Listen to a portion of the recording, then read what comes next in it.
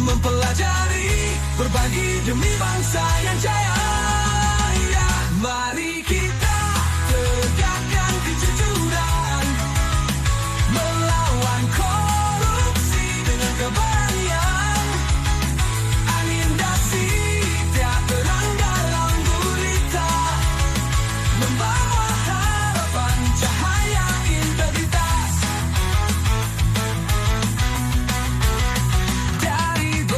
Penjuru kita bersatu, aktivitas PI dan semua pihak maju. Bukan sekadar ilmu yang kita jaga, tapi perubahan untuk Indonesia. Kami Anindasi takkan pernah lelah menelusuri kebenaran dengan nurani yang teguh. Mari kita tegakkan. Assalamualaikum warahmatullahi wabarakatuh. Selamat siang kami ucapkan kepada Bapak dan Ibu sekalian yang telah hadir dalam Zoom meeting pada siang hari ini. Pada hari ini, 16 Desember 2025, kita akan mengikuti tayang bincang edisi ke-41 dari perwakilan BPKP Provinsi Jawa Timur. Kita akan mengangkat topik sinergi dan kolaborasi dari berbagai latar belakang ahli dalam rangka perhitungan kerugian keuangan negara. Untuk memberikan keyakinan kepada hakim bahwa angka tersebut bukanlah hanya sekedar angka, namun berdasarkan hasil analisis multidisipliner. Untuk itu, marilah kita sambut Bapak Abul Khoir selaku Kepala Perwakilan BPKP Provinsi Jawa Timur untuk memberikan speech naratama. Kepada Bapak Abul Khoir, kami persilahkan. Terima kasih, pembawa acara. Assalamualaikum warahmatullahi wabarakatuh. Waalaikumsalam warahmatullahi wabarakatuh. Bapak Asisten Pidana Khusus Kejaksaan Tinggi Jawa Timur yang kami hormati Bapak Wagyo SH MH, guru kita semua, Bapak Siswo Suyanto, ahli keuangan negara yang kiprahnya sudah tidak kita ragukan lagi. Selamat datang Bapak. Terima kasih Bapak. Assalamualaikum warahmatullahi wabarakatuh. Waalaikumsalam warahmatullahi wabarakatuh. Dan yang ketiga yang kami hormati Bapak Ahmad Karsono, praktisi sekaligus ahli pengadaan barang dan jasa pemerintah. Selamat datang Pak Ahmad Karsono. Serta seluruh peserta forum tayang bincang Aninda Citya di seluruh Indonesia yang saya banggakan. Alhamdulillah, pertama kita bersyukur kehadirat Allah Subhanahu wa Ta'ala, Tuhan yang Maha Esa.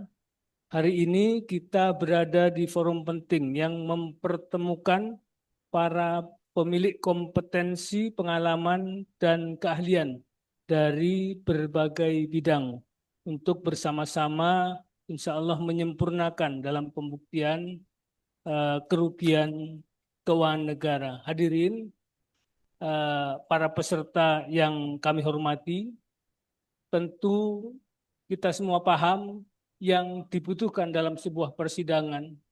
Kehadiran ahli adalah untuk membuat terang suatu perkara dan kemudian meyakinkan majelis hakim bahwa kerugian itu memang terjadi. Yang dibutuhkan bukan sekedar pendapat ahli, tetapi keterhubungan antar pendapat itu. Apakah selaras, saling menguatkan, dan apakah membangun kesimpulan tunggal yang koheren. Inilah yang kami maksudkan dengan kolaborasi tersebut.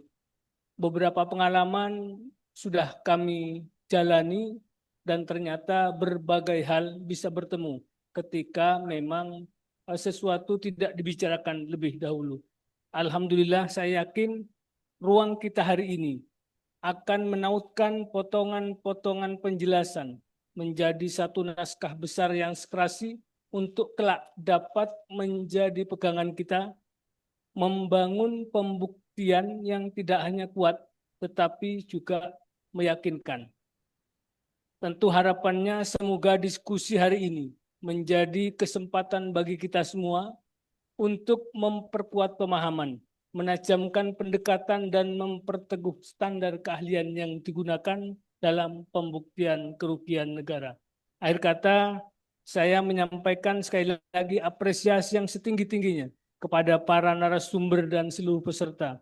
Semoga acara tayang bincang Anindya Citya hari ini membawa manfaat dan memberi kontribusi nyata bagi upaya kita bersama membangun proses bantuan penegakan hukum yang profesional, akuntabel, dan tentu berintegritas. Assalamualaikum warahmatullahi wabarakatuh.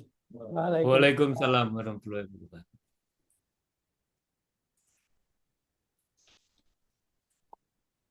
Terima kasih kepada Bapak Abul Hoir yang telah menyempatkan untuk menyampaikan speech pada siang hari ini.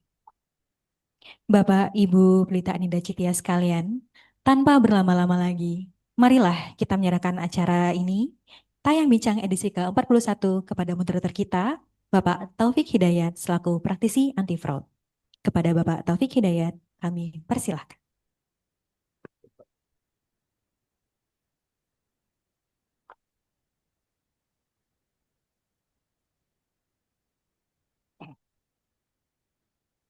Assalamualaikum warahmatullahi wabarakatuh. Waalaikumsalam. Bagi kita semua, Om Swastiastu, Nama Budaya, Salam Kebajikan. Pertama-tama, marilah kita panjatkan puji syukur kehadirat Allah Subhanahu wa Ta'ala, karena atas kemurahannya kita bisa bertemu dalam acara tayang bincang Anindya Citya pada hari ini yang mengangkat topik sinergi dan kolaborasi para ahli dalam pembuktian kerugian keuangan negara, untuk memberikan keyakinan kepada hakim bahwa angka kerugian negara bukan sekedar angka, melainkan hasil analisis multidisipliner. Sinergi dan kolaborasi merujuk pada suatu bentuk kerjasama antara berbagai pihak atau organisasi yang berbeda untuk mencapai tujuan bersama, di mana setiap pihak berkontribusi berkontribusi dengan kekuatan, sumber daya, keahlian, dan pengalaman masing-masing untuk menghasilkan hasil yang lebih besar dan lebih efektif dibandingkan jika bekerja secara terpisah. Dalam konteks ini, sinergi berarti bahwa hasil kerjasama yang tercipta lebih bernilai daripada jumlah kontribusi individu dari masing-masing pihak yang terlibat. Pada kesempatan ini, kita akan membahas bagaimana konstruksi pembuktian dalam perkara yang melibatkan kerugian negara, serta peran kolaborasi dari para ahli yang dihadirkan dalam proses persidangan, antara lain ahli-ahli, yaitu ahli keuangan negara, ahli pengadaan barang jasa, ahli konstruksi, dan dari pihak penyidik, dalam membangun keyakinan kepada hakim. Karena tanpa sinergi ahli, angka kerugian negara dapat dianggap abstrak, tidak kontekstual, dan mudah dipatahkan dalam persidangan oleh pihak terdakwa. Untuk itu, perkenalkan kami memperkenalkan narasumber yang hadir pada hari ini. Yang pertama, Bapak Dr. Andes Siswo Suyanto, Diplom Doctorate Profondei. Beliau seorang praktisi sekaligus akademisi di bidang keuangan negara yang hadir pada hari ini melalui daring. Selamat pagi, Pak Siswo. Selamat pagi. Assalamualaikum warahmatullahi wabarakatuh, Pak Taufik. Terima kasih. Ya, Pak.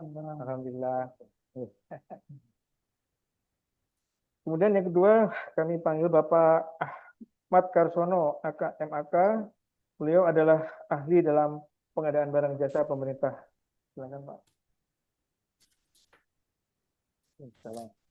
Selamat pagi Pak Ahmad Karsono. Kemudian yang ketiga, kami panggil juga Bapak Wagio, SHMH. Jabatan beliau saat ini adalah Asisten Pidana Khusus pada Kejaksaan Tinggi Jawa Timur di Surabaya. Selamat datang Pak. Terima kasih.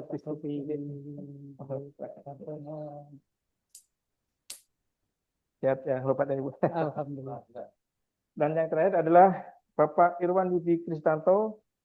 Ya, beliau adalah auditor ahli muda pada perwakilan BPKP Provinsi Jawa Timur selaku praktisi sport. Silakan.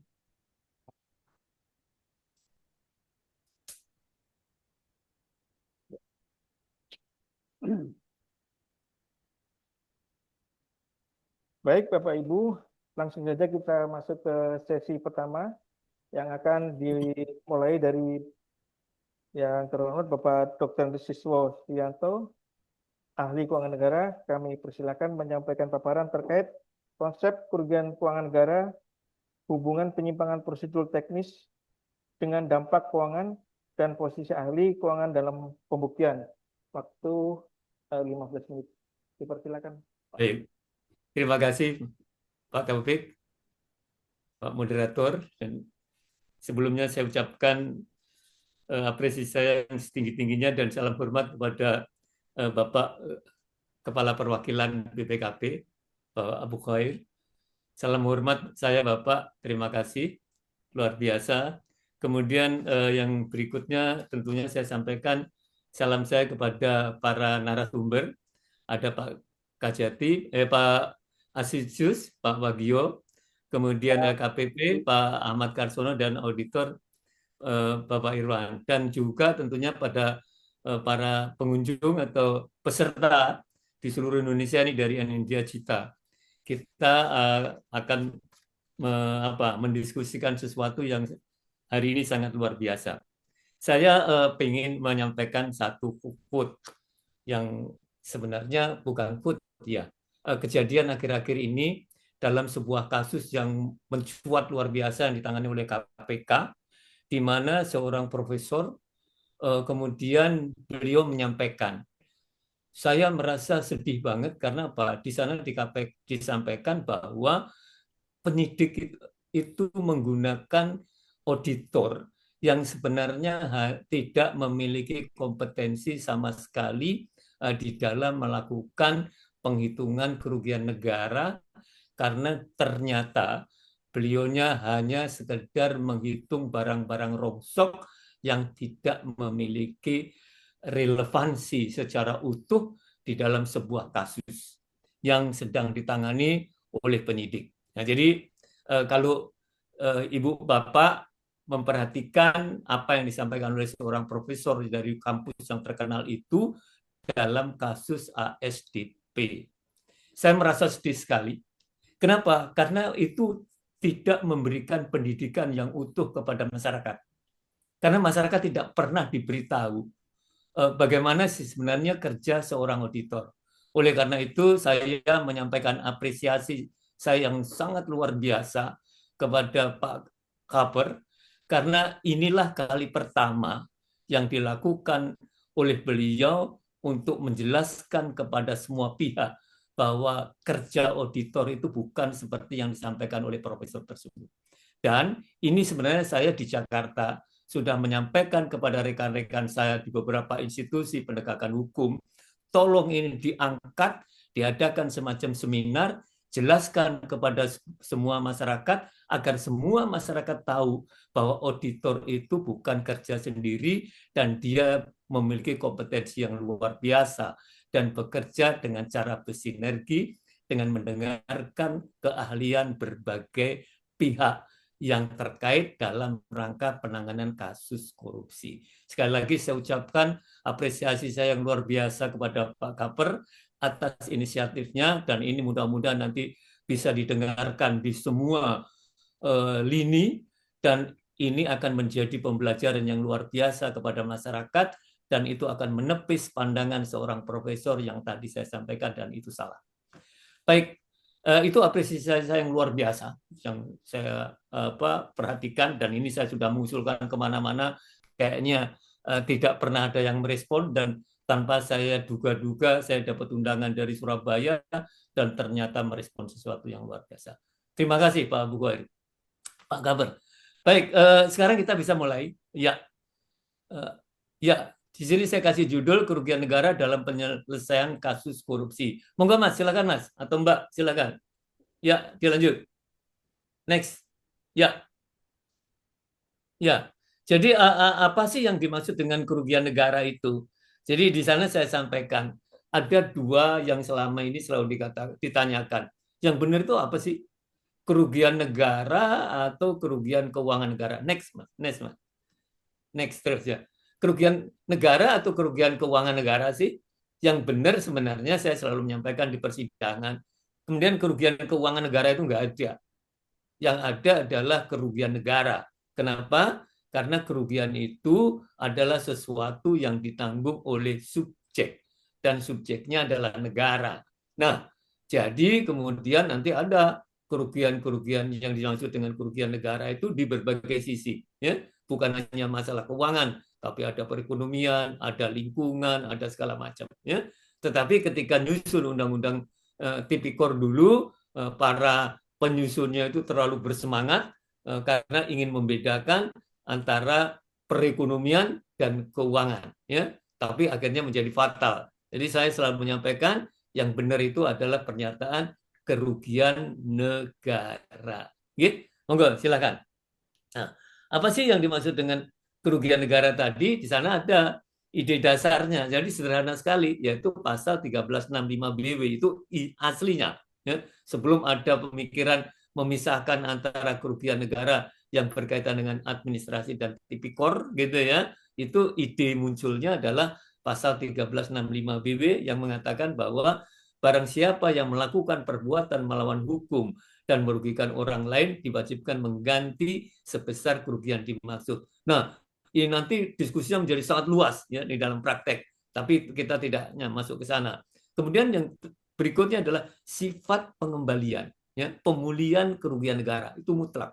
Ya. Alasannya apa? Karena adanya kelangkaan dana pemerintah. Nah, penyelesaian kerugian negara itu biasanya atau pastinya dilakukan melalui putusan majelis. Jadi ada persidangan, walaupun nanti kita bisa lihat ada penyelesaian kerugian di sisi administratif yang tidak dilakukan melalui majelis. Ya, ini tetapi itu sesuatu yang di luar konteks pembicaraan kita. Ya, terusnya, ya. Kemudian kita pengen melihat yang dimaksud dengan kerugian negara itu apa sih? Ya, kerugian negara itu definisikan sebagai kekurangan aset negara yang disebabkan karena perbuatan melawan hukum yang dilakukan oleh para pejabat pengelolanya dan atau pihak-pihak lain. Jadi mohon izin, ini kita perlu menegaskan itu ya, karena di luaran sana itu masih banyak. Wah, itu kalau korupsi nggak bisa sendiri. Mesti ada pihak-pihak lain yang terlibat. Pengertian pihak lain itu adalah pihak pemerintah, pejabat-pejabat pemerintah. Padahal tidak. Ya. Yang dimaksud dengan korupsi adalah make use of public fund. Jadi siapapun yang melakukan, ya tidak peduli itu sendiri, beramai-ramai, dan kemudian ada pejabatnya atau tidak ada pejabatnya, tetapi ketika terjadi perbuatan melawan hukum yang mengakibatkan terjadinya kerugian negara, maka kasus itu disebut dengan kasus korupsi. Oleh karena itu, di dalam pemikiran keuangan negara di sana dikatakan bahwa yang dimaksud dengan kerugian negara itu kekurangan aset negara yang disebabkan karena perbuatan melawan hukum. Nah, kemudian unsurnya apa? Yaitu keuangan negara sebagai objek. Ya. Jadi kekurangan aset negara itu apa sih? Uang yang seharusnya tidak keluar tapi keluar, uang yang seharusnya masuk tidak masuk. Nah, nanti kalau aset juga seperti itu. Ya. Jadi itulah yang kemudian dinamakan sebagai kerugian negara. Terus kemudian unsurnya adalah perbuatan melawan hukum. Nah, saya biasanya kalau diajak dengan kawan-kawan ya, penyidik, kalau menangani kasus itu saya selalu menyampaikan, kita berbagi tugas loh. Jadi karena keuangan negara atau kerugian negara tadi, mohon maaf, itu merupakan kekurangan aset yang disebabkan karena perbuatan melawan hukum, itu ada dua sisi, yaitu sebab dan akibat. Ya, sebabnya adalah perbuatan melawan hukum, di mana saya sebagai ahli hukum keuangan negara itu saya tidak mempunyai kewenangan untuk bisa menjelaskan. Tetapi saya bertanggung jawab menjelaskan tentang akibat, yaitu terjadinya kerugian negara tersebut. Nah, pelakunya tadi saya sampaikan, pejabat pengelola keuangan negara dan atau pihak-pihak lain. Ya, bisa sendiri, bisa akumulasi.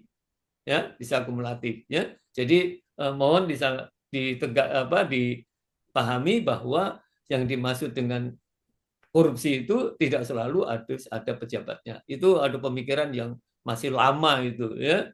Masih lama karena yang disebut dengan misuse of public fund itu tidak selalu dilakukan oleh pejabat pengelolanya, tetapi juga benar-benar oleh pihak-pihak lain.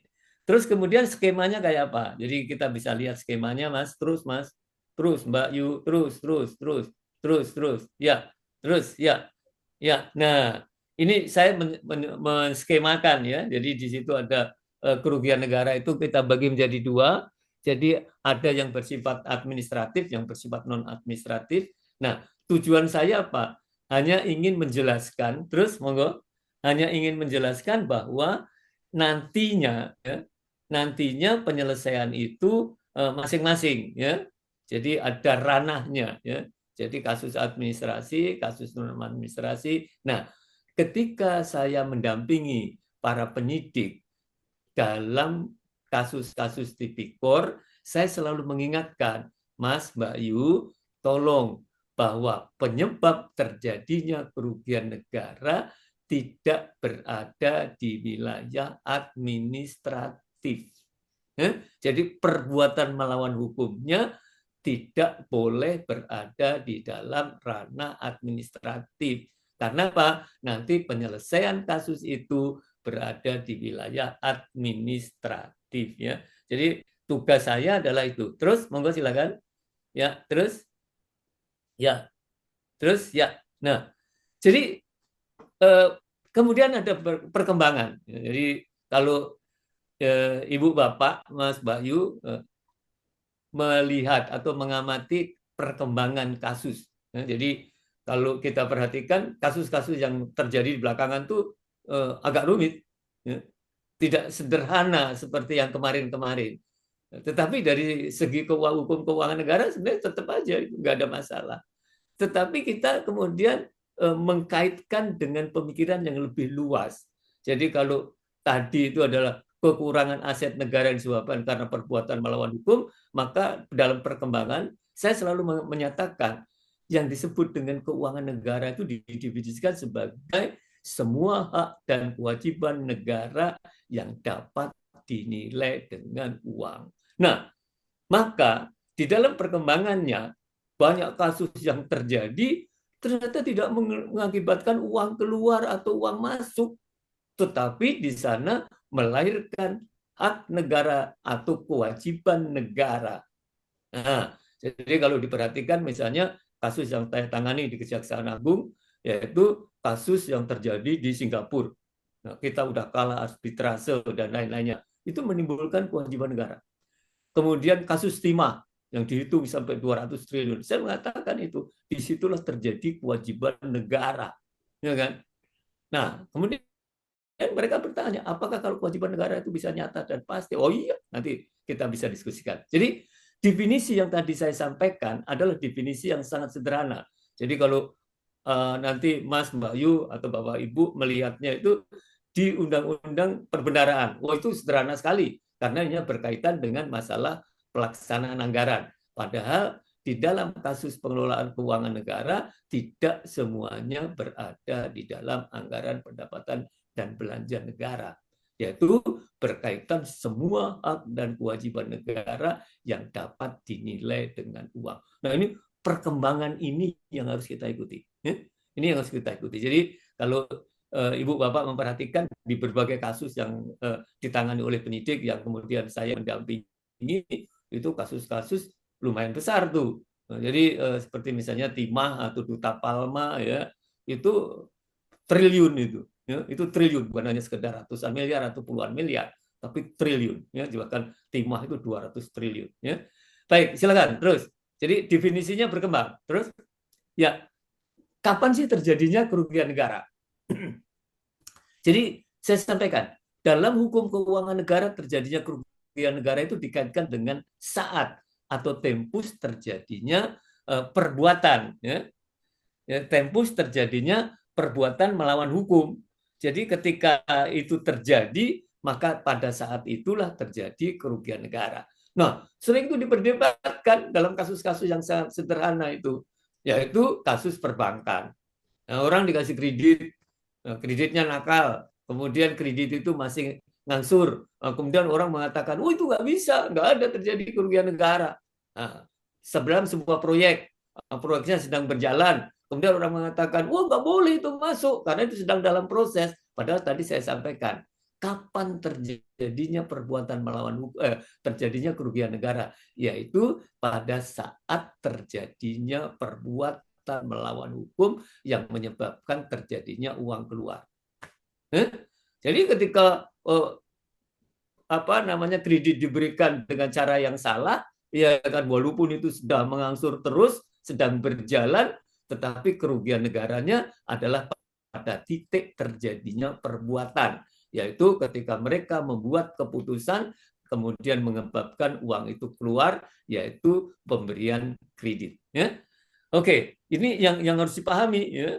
Jangan sampai keliru ya. Karena kalau saya perhatikan teman-teman auditor yang ada di Kejaksaan Agung, Kejaksaan Tinggi itu, atau bahkan di KPK, karena tidak memahami konsep-konsep keuangan negara, seperti mohon maaf, auditor yang dari BPK dan BPKP, karena dia direkrut atau mereka direkrut dari luar, mereka menggunakan pola akuntansi biasa. Iya kan? Mereka menghitung debit dan kredit. Jadi uang yang masuk, kemudian uang yang keluar, begitu ada uang masuknya, kemudian itu dikurangkan. Ya. Kemudian dia mengatakan tidak ada kerugian negara sampai itu selesai. Nah, pemikiran ini bukan pemikiran dalam konsep hukum keuangan negara. Ya.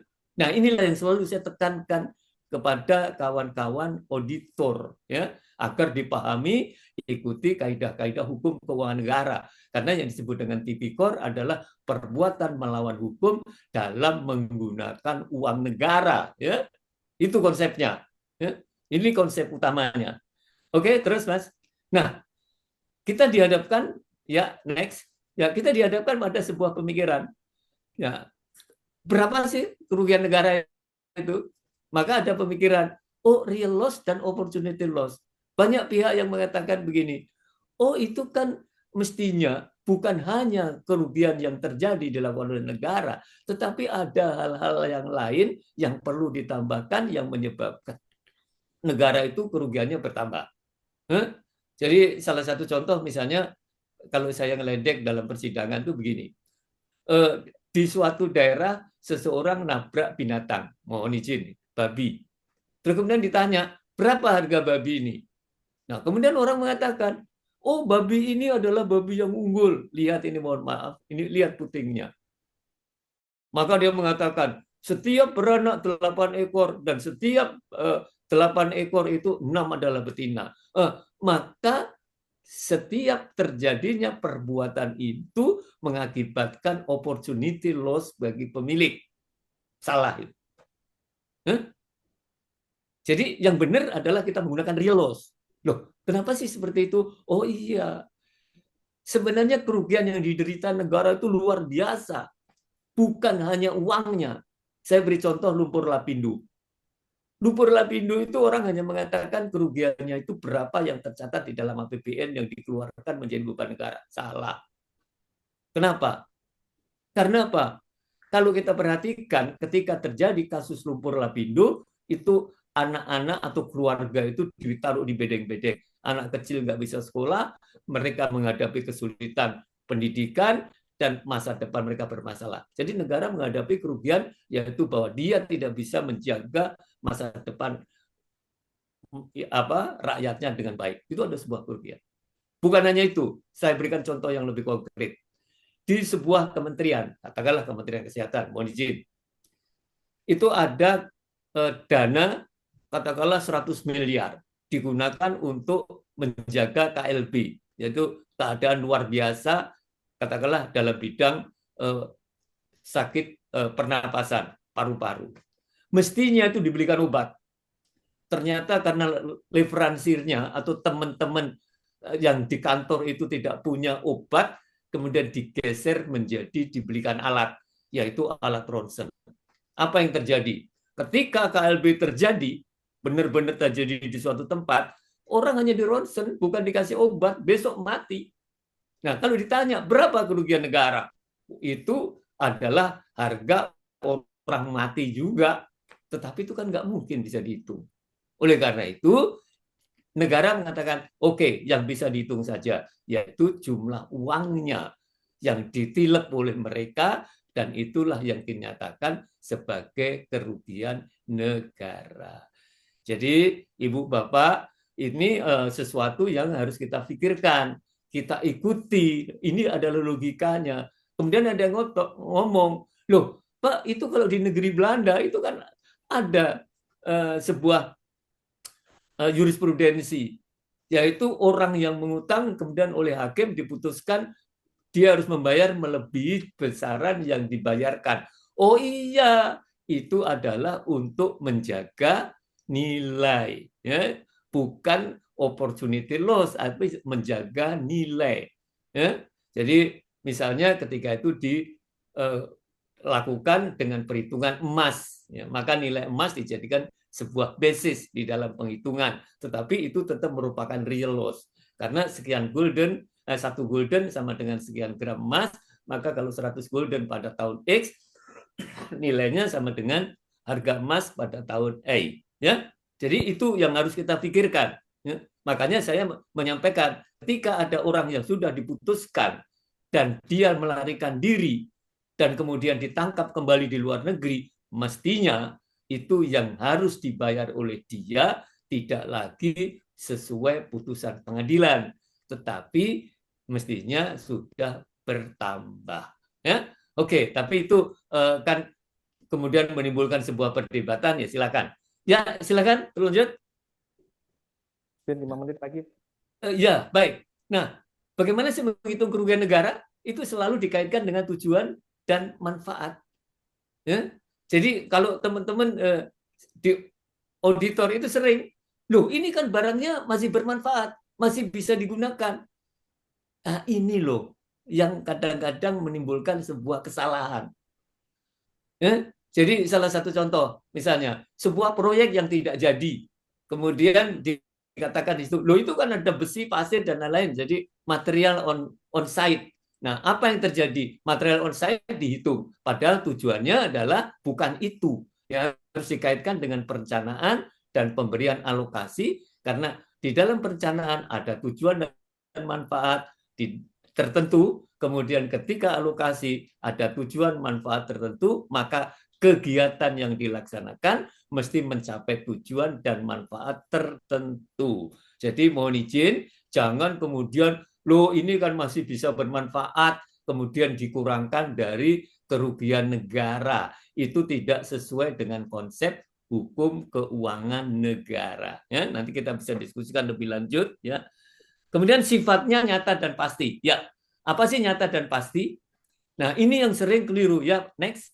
Ini yang sering keliru. Jadi banyak PH gitu ya mengatakan, loh kan JPU itu tidak menunjukkan angka nyata, tidak menunjukkan angka pasti. Angka itu masih bisa dikoreksi oleh persidangan, ya, oleh hakim. Ya, karena apa? Karena yang bisa menetapkan besaran kerugian negara bukan auditor, tetapi majelis hakim. Kalau menurut saya ada 3 hal, ya, 3 aspek. Nah, nyata itu artinya apa sih? Uangnya itu ada. Jadi tidak boleh opportunity. Ya, nggak boleh. Ya, nyata. Pasti itu terukur. Ya, jadi bisa diukur, ada formulanya. Jadi sifat kerugian negara nyata dan pasti. Nah, jadi kemudian di dalam kasus timah saya dipaksa oleh mereka membuktikan apakah kerugian yang dihitung sampai 200 triliun itu nyata dan pasti. Dan kemudian di dalam persidangan saya buktikan betul begitu loh cara melihatnya, ya. Jadi aspek hukum keuangan negara, kerugian yang ada di PT Timah itu memiliki sifat nyata dan pasti, ya. Terus ya monggo. Kemudian siapa menghitung kerugian negara? Ya tadi saya sampaikan, yaitu seseorang yang memiliki sertifikat sebagai auditor atau ahli hitung. Tapi jangan salah, karena yang disebut dengan keuangan itu ada dua sisi, keuangan sektor privat dan keuangan sektor publik. Maka keuangan sektor privat itu yang tadi saya sampaikan, itu para auditor yang tidak pernah bekerja di bidang hukum keuangan negara, di bidang pengelolaan keuangan negara. Jadi mereka adalah auditor-auditor yang tahunya itu swasta. Nah, padahal pendekatan antara pemerintah dengan swasta itu beda motif. Ya. Kalau di swasta itu selalu berpikir untung rugi, tetapi kalau di pemerintah motifnya adalah layanan. Ya. Jadi kalau begitu, yang boleh menghitung kerugian negara siapa? Saya selalu menyampaikan di persidangan. Ya. Yaitu pertama adalah BPK, kedua BPKP, ketiga adalah Irjen, kemudian Bawas, SPI. Ya, kalau dia independen, ya. Tetapi kata kuncinya bahwa mereka adalah independen. Kita tidak bisa membedakan misalnya seperti yang selalu diributkan. Oh, BPK lebih berperan karena dia ada di dalam Undang-Undang Dasar. BPKP hanya cukup kepres, bukan. Ya, jadi ada paper saya yang saya pertahankan, ya, yang saya pertahankan ketika ada di Majelis Tun di Makassar tahun 2015, ya, dan itu sudah diputuskan bahwa apa yang saya sampaikan itu benar. Ya, berikutnya Mas, monggo. Nah, siapa yang menetapkan? Ya terus, ya, yaitu majelis. Ya, jadi ini berkaitan juga dengan masalah administrasi yang atas dan bawah itu administrasi, kementerian lembaga dan badan pemeriksa keuangan itu masalah administrasi, kemudian yang berkaitan dengan masalah tipikor ataupun non administrasi itu adanya di bawah. Ya, silakan berikutnya. Nah, ini yang tadi saya sampaikan, ini ada majelisnya. Terus kemudian bagaimana penyelesaiannya? Ya ini nanti bisa dilihat, aset negara itu wajib dipulihkan mutlak, ya. Terus kemudian perbuatan melawan hukumnya dihukum. Nah, kata kuncinya adalah ini. Pemulihan kerugian negara tidak mengurangi kerugian negara. Gitu loh. Nah, tetapi banyak pihak, terutama auditor-auditor yang tidak mengerti keuangan negara, dia selalu menggunakan posisi debit kredit. Gitu loh. Jadi katakanlah misalnya kredit yang dikeluarkan 100 sudah diangsur 80, maka kerugian hanya 20. Salah itu. Ya? Nah, itu makanya kemarin seorang auditor itu kemarin ditanyain sama hakim di Jakarta, itu diledek-ledek karena begitu mereka menjelaskan kayak gitu sama hakim ditanya, Mas, jadi kalau gitu saudara ahli, kalau dia kredit 100 juta, dia kembalikan 100 juta, maka tidak terjadi kerugian negara. Iya, katanya. Nah, kalau gitu apakah ada perbuatan melawan hukum yang tidak mengakibatkan kerugian negara dan dibawa persidangan ini? Nggak bisa jawab dia. Nah, itulah yang selalu saya ingatkan. Gitu. Baik, terus nah, kesimpulannya nanti bisa dibaca sendiri. Kesimpulannya bisa dibaca sendiri. Bapak moderator dan seluruh peserta yang saya hormati, terima kasih atas perhatiannya. Dan ini yang bisa saya sampaikan untuk memicu diskusi siang ini. Dan sekali lagi saya sampaikan apresiasi saya karena ini adalah langkah pertama memberikan edukasi kepada masyarakat bahwa auditor bukan bekerja sendiri dan dia bukan seseorang yang tidak memiliki kompetensi sama sekali sebagaimana disampaikan oleh seorang profesor di YouTube. Ya, mohon izin ini luar biasa nih langkah-langkah ya Bapak yang ada di Surabaya ini. Sekali lagi saya ucapkan apresiasi saya dan terima kasih. Wassalamualaikum warahmatullahi wabarakatuh. Waktu saya kembalikan Pak Moderator. Oke, terima kasih Pak Siswo, cukup komprehensif tadi apa yang disampaikan beliau, terutama terkait dengan tadi topik pada hari ini, artinya bahwa ahli, terutama mungkin ahli eh, keuangan negara tidak bisa berdiri sendiri atau tanpa didampingi dengan ahli yang lain. Saya kira cukup sinkron dengan topik pada hari ini, dan juga apa yang disampaikan cukup komprehensif terkait tentang istilah keuangan negara tadi ya, sehingga nantinya dari keuangan negara tersebut akan menjadi, dengan berkembangnya kondisi pada saat ini, dari kerugian negara akan menjadi kerugian keuangan negara, lebih spesifik lagi terkait. Kemudian apa yang disampaikan tadi sifatnya harus nyata dan pasti. Kemudian siapa yang menghitung adalah mereka yang memiliki sertifikat auditor, yaitu dalam hal ini mungkin bisa BPK, BPKP, Inspektorat Daerah maupun Inspektorat SPI. Baik, Pak Siswa, terima kasih banyak atas paparannya. Mungkin untuk selanjutnya ada pertanyaan untuk pendalaman yang ingin saya sampaikan. Ada 2 pertanyaan, mungkin dijawab singkat saja. Mohon izin. Yang pertama, dalam suatu persidangan, mengapa penting bagi hakim untuk memahami konteks teknis dan administratif terlebih dahulu sebelum melihat angka kerugian negara yang dihitung oleh auditor? Kemudian yang kedua, bagaimana menurut ahli keuangan negara pada saat berkolaborasi dengan ahli yang lain dan juga penyidik dalam konstruksi pembuktian berlapis tadi? Terima kasih, Pak. Mohon izin, Mas Taufik, yang pertama apa tadi? Yang pertama, dalam satu persidangan, mohon izin Pak, jadi mengapa penting bagi hakim untuk memahami konteks teknis dan administratif terlebih dahulu sebelum melihat angka kerugian negara yang dihitung oleh auditor. Jadi mungkin ini berkaitan dengan ahli-ahli yang lain yang mungkin dihadirkan sebelum ahli yang terakhir, yaitu ahli Auditor. Auditor, ya. Siap. Mohon izin, tadi sudah saya sampaikan, Ya. auditor itu kan nggak bisa bekerja sendiri, ya kan? Jadi auditor itu seorang ahli yang merangkum, ya. Jadi materinya itu merangkum pendapat ahli. Jadi salah satu contoh misalnya, ketika ada kasus konstruksi, pasti dia akan menunggu apa pendapatnya ahli konstruksi, ya kan? Jadi konsultan pengawas, kayak apa dia pendapatnya. Kemudian ahli bangunan kayak apa. Nah, saya pernah menangani sebuah kasus yang agak unik, yaitu tentang IT. Ternyata ahli IT itu mengatakan berpendapat agak ekstrim. Jadi salah satu contoh misalnya, beliau mengatakan, IT itu 5% itu sama dengan 100 kerugiannya. Hah? Begitu, iya. Nah, jadi beliau memberikan contoh. Kebetulan yang saya tangani bersama beliau itu adalah modul untuk di lapangan udara. Ada 3 modulnya, yaitu modul pesawat terbang, modul komunikasi di udara, dan modul pesawat turun.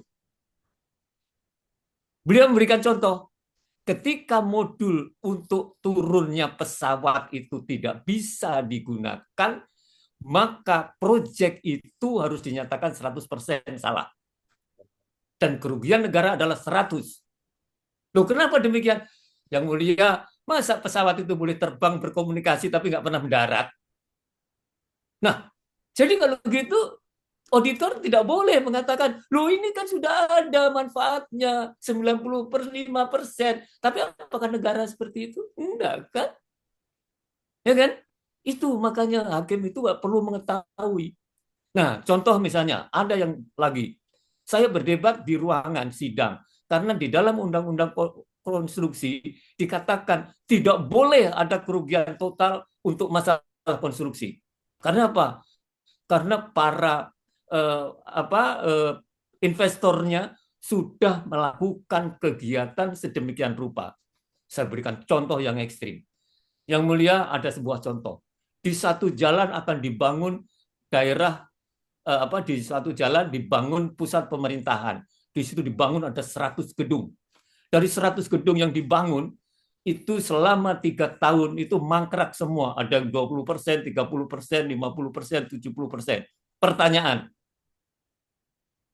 berapa harus dihitung kerugian negara?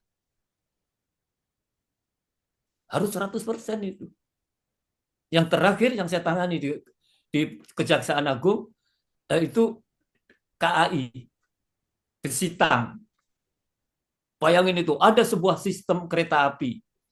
Dipasang jalur kereta api, kemudian sistem persinyalan, kemudian ada terminal-terminal. Kecuali jalur kereta api, semuanya berjalan baik. Yang Mulia tanya sama saya, berapa besaran kerugian negara? Saya bilang, Yang Mulia itu sistem atau satuan? Sistem. Kalau sistem 100. Kenapa? Ya buat apa sinyalnya bagus, stasiunnya bagus, keretanya tidak pernah datang. Maka kerugian itu adalah 100% dan diketok palu 100%. Teman. Jadi itu adalah sebuah logika di dalam pikiran. Kenapa sih ahli auditor itu harus menunggu pendapat-pendapat yang lain? Karena beliau tidak bisa. Makanya saya jengkel sekali ketika seorang profesor mengatakan, itu auditor tidak punya kemampuan karena dia hanya menghitung besi-besi rosok. Bukan. Karena dia tidak mengerti bahwa yang dibeli adalah sebuah perusahaan. Kan itu yang dikatakan. Nah, saya bilang, perusahaan itu kalau 60% atau 70% operasi yang mendukung operasinya itu adalah rongsok semua, apakah layak membeli perusahaan itu? Nah, ini kasus ASDP, mohon itu dicek itu di YouTube itu. Saya betul-betul merasa kurang nyaman karena auditor itu direndahkan sedemikian rupa seolah-olah mereka adalah orang-orang yang tidak memiliki kompetensi, bahwa kita tidak mempunyai sistem yang bagus. Seolah-olah auditor itu turun begitu saja sendiri ngecek tanpa pengetahuan. Padahal auditor itu seperti yang tadi disampaikan oleh Pak Moderator, pertanyaan ini kenapa sih auditor itu taruh belakang setelah yang lain-lainnya bercerita? Karena dia akan membuat sebuah resume. Ya? Gitu, ya? Itu. Terus yang kedua, masalah kolaborasi. Lah ya itu. Ini adalah kolaborasi. Jadi sekaligus yang saya sampaikan tadi. Begitu Pak Moderator. Ya, terima kasih Pak Siswa. Jadi memang semakin jelas ini ya. Jadi kolaborasi antara beberapa ahli itu, terutama yang di luar ahli auditor, itu memberikan gambaran yang cukup komprehensif ketika untuk mengambil keputusan apakah ini nanti simpulannya akan total loss atau sebagian, atau itu menjadi bagian yang penting bagi seorang auditor ketika Betul. Tadi saya sampaikan sebuah gambaran, sebab kalau seorang auditor itu turun sendiri, dia akan melihat bahwa proyek aviasi tadi di pelabuhan udara itu pasti auditor mengatakan 95% bagus dan kerugian negara 5%. Tapi begitu ahli IT mengatakan itu barang nggak bisa dipakai dan akan mangkrak seumur-umur, maka negara dirugikan 100%. Nah ini logika berpikirnya. Nah, ini logika berpikirnya. Itulah yang diputuskan ketika kasus yang saya tangani, yaitu kasus di lapangan udara. Dan kemarin kasus itu diputuskan lagi KAI. Oke, gitu. baik, terima kasih Pak Siswa, semakin jelas mungkin abstrak Terima kasih. kesimpulan pada kesempatan hari ini. Terima kasih banyak. Mungkin pengalamannya sebenarnya masih banyak ini yang ingin disampaikan supaya semakin jelas gitu Pak. Terima kasih Terima Pak. kasih. Kemudian untuk selanjutnya kami minta untuk Pak Ahmad Karsono, AKM, ahli PBDI, untuk menyampaikan paparan mengenai penyimpangan pengadaan jasa, indikator kerugian negara, dan posisinya dalam konstruksi pembuktian. Waktu kami berikan 15 menit. Silakan. Assalamualaikum warahmatullahi wabarakatuh.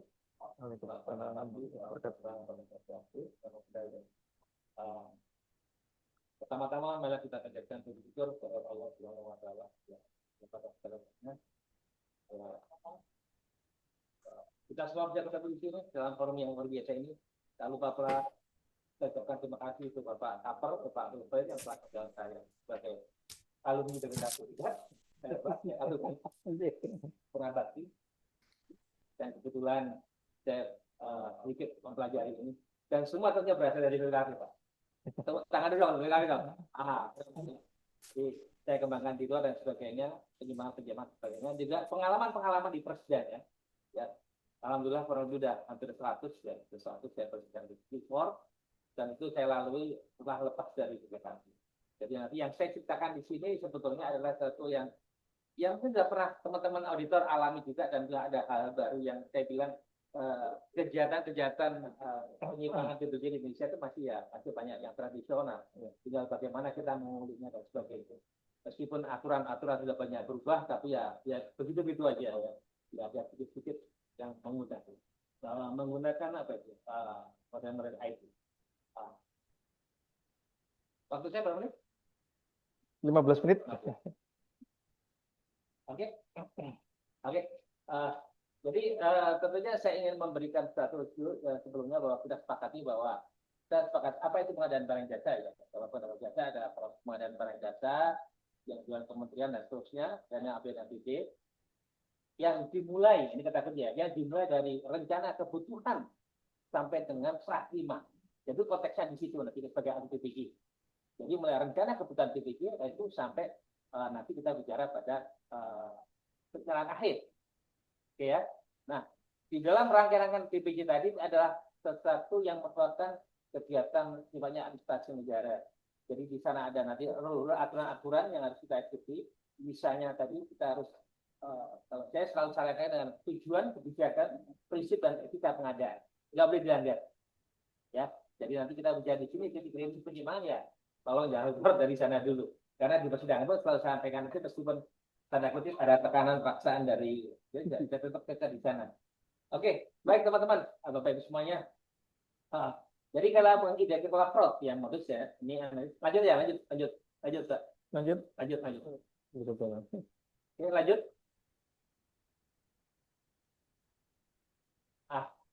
Jangan dulu, saya dulu. Saya nggak masih tahu. Ya. Jadi kalau kita lihat pola-pola penyimpangan, kalau kita mengikuti tahap-tahapan pengadaan ya, mulai dari kayak perencanaan, persiapan pengadaan pembelian, ada proses pemilihan, ada pelaksanaan serah terima. Ini kalau saya kumpulkan dari kejadian saya alami ada sekitar 100-an lebih, meskipun ada tapi mepet-mepet ya. Dan itu pengembangan. Ya, kalau kasus terbanyak di saat ini ya 300 kasus. Ya, tentunya kalau kita bicara pengadaan pasti ada dampak-dampak yang ditimbulkan terkait pelanggaran juga, yaitu pemborosan anggaran negara, penurunan kualitas barang jasa, hilangnya kepercayaan publik terhadap pemerintah. Tadi yang sampaikan Pak Syul juga tadi, kalau penurunan kualitas biasanya itu akan mengganggu proses output itu menjadi manfaat. Nah, ini yang harus dipahami teman-teman auditor. Jadi penurunan kualitas ya pasti nanti ada dampaknya penurunan kualitas. Lalu siklus yang kritis di sini ada 8 tahapan. Nanti kita gambar. Langsung next, Mbak. Oke ya. Nah, ini dari tabel tadi dari korupsi tadi yang kita lihat di paling banyak fotonya PPJ nomor 2, paling banyak penyuapan. Tapi kalau yang penyuapan apa? Penyuapan ada kaitannya dengan PBJ. Ya, yaitu penyuapan ada kaitannya dengan PBJ. Penyuapan untuk mendapatkan proyek dan sebagainya. Jadi kalau kita pikir kita lihat semuanya di sana itu ya seolah-olah PBJ nomor 2, padahal nomor 1 penyuapan pun paling banyak selain perizinan yaitu proses untuk pengadaan barang jasa ya dalam rangka untuk mendapatkan proyek. Nyuap dulu.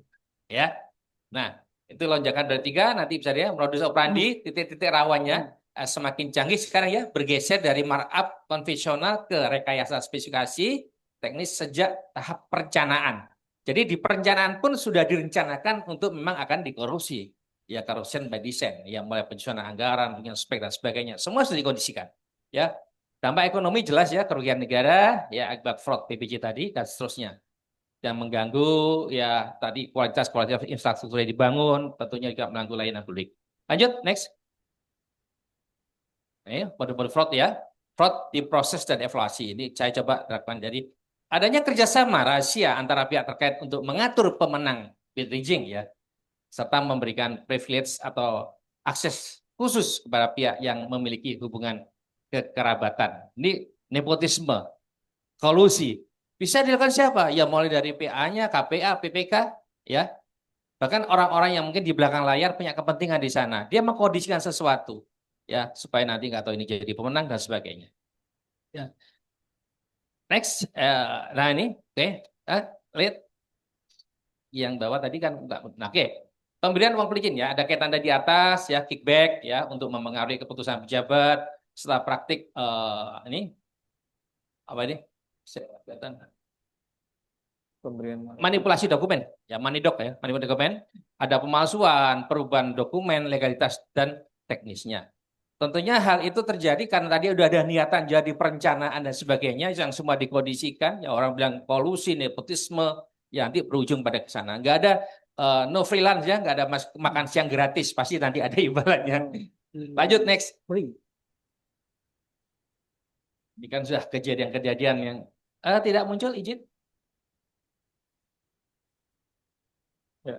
Ya, jadi mungkin sambil menunggu. Oke. Jadi secara umum ini terkait pengadaan barang jasa pemerintah ini memang modusnya masih modus-modus yang lama. Kebanyakan masih lama Iya, sekali. modus yang lama. Jadi ya terutama biasanya dimulai dari perencanaan ya, dari Perencanaan. yang paling sebenarnya yang pada saat kita melakukan ini seharusnya kan di tahap perencanaan itu yang lebih penting. Karena kalau di tahap pelaksanaan kan sudah jalan. Iya. Padahal ketika PPC itu kan seharusnya di perencanaan itu dimantangkan gitu. Kalau di saat di perencanaannya sudah bagus, yakin pasti untuk pelaksanaannya mungkin bagus itu. Ya. Tapi ketika pada saat perencanaan proses lelang sudah terkontaminasi dengan fraud atau tadi kerjasama dengan antara PPK dan rekanan, jadinya proses selanjutnya akan mendukung untuk melakukan perbuatan fraud tadi gitu. Yang terjadi memang merencanakan kegagalan. Oke, lanjut. Lanjut. Ya, ini fraud. Tadi ini lanjutannya ya. Oke. Nah, ini sebelumnya apa? Coba lihat sebelumnya. Belum. Nah, ini ya tadi manipulasi. Oke, lanjut. Next. Oke. Nah, ini selalu saya tanyakan di gini terkait dengan fraud, yaitu yang kata kunci yang kadang-kadang teman-teman juga lupa, mungkin dipaksa di lapangan. PPK dilarang mengadakan ikatan perjanjian. Artinya nggak boleh berkontrak ya jika tidak tersedia anggaran ya atau tidak cukup yang mengaitkan pelampauan, baik itu APBN, APBD ataupun di BUMN, BUMD. Itu kata kunci ya. Jadi kalau di sini PPK, mungkin di sana project manager atau apa. Sehingga nanti terkait dengan kontrak dan sebagainya. Jadi kalau tidak ada anggarannya ya break dulu, jangan mengadakan dulu. Ya, tunggulah ya, nanti mungkin barangkali kalau di APBN, APBD ada perubahan, kalau di BUMN ya tunggu RKAP ada perubahan juga. Nah, di sini fraud pada kontrak, nilainya ada kecurangan dalam kontrak. Masya Allah, kecil sekali. Boleh saya berdiri? Rekam kamera enggak? Iya, rekam kamera enggak? Coba saya dibesarkan ya. Oh, iya, saya enggak kelihatan. Nah, ini sebenarnya pemalsuan kontrak, teman-teman ya. Jadi membuat dokumen kontrak palsu yang tidak sah secara hukum, ya. Jadi bagaimana sih kontrak palsu secara hukum? Kan ada 1320 ya, perdata ya 1320.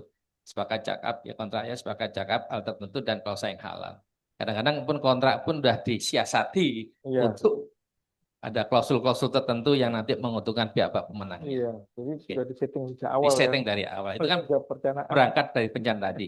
Kegagalan Anda merencanakan berarti kegagalan Anda baik kegagalan juga untuk Anda siap gagal dari proyek itu. Ya. Jadi dari perencanaan dan perencanaan kebutuhan, perencanaan keuangannya, anggaran, penentuan siapa yang menjadi pelaku pengadaan, lalu nanti bagaimana speknya itu ya, atau HPS itu. Bahkan campur tangan itu sudah direncanakan dari sononya ya, dari sononya yang orang bilang bahasa kita dulu corruption by design. Artinya kalau semua udah itu ada, itu tinggal kita buktikan.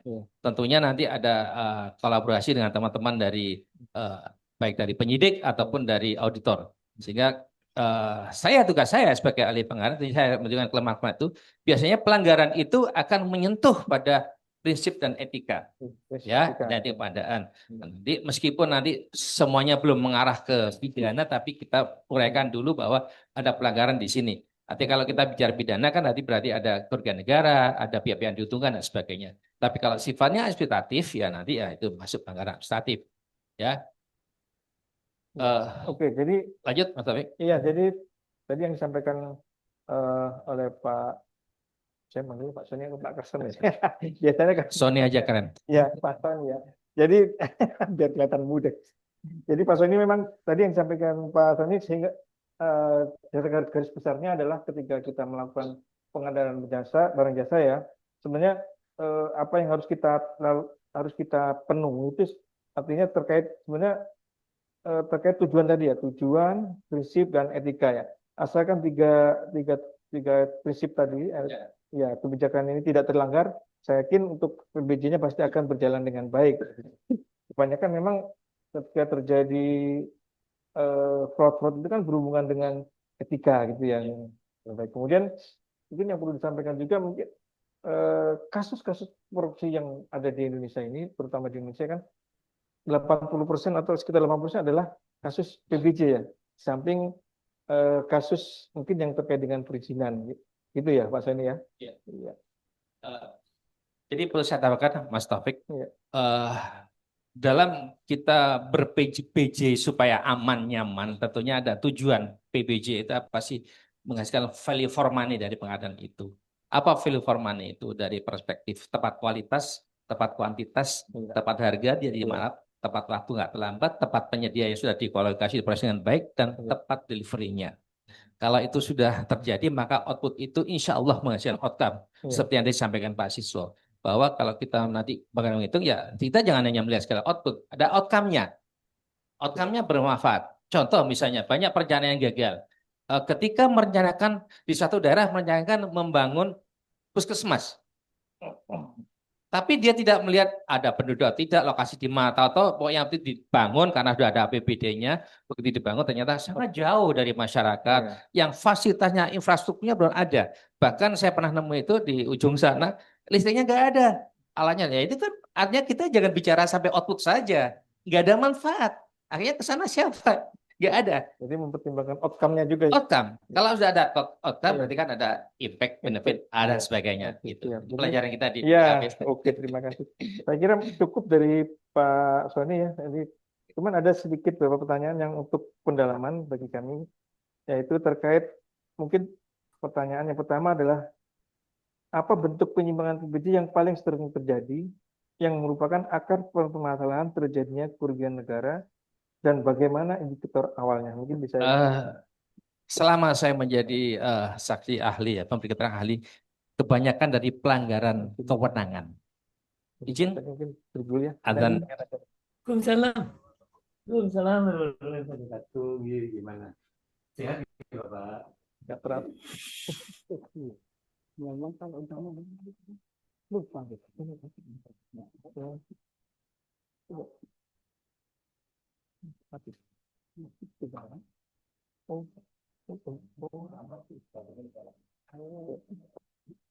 Oh, dipersilakan.